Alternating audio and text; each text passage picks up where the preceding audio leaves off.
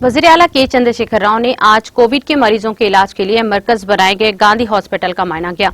उन्होंने इस मौके पर मरीजों की इयादत की और इनसे तफसीलात भी हासिल करते हुए डॉक्टर्स को इनके बेहतर इलाज का मशवरा दिया।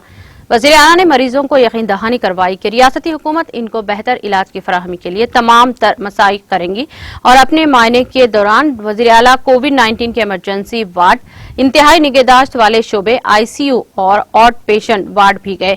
उन्होंने इन शोबेजात में ज़ेर इलाज मरीजों की बेहतरी के लिए भी तमाम तर मदद व ताउन की यकीन दहानी करवाई।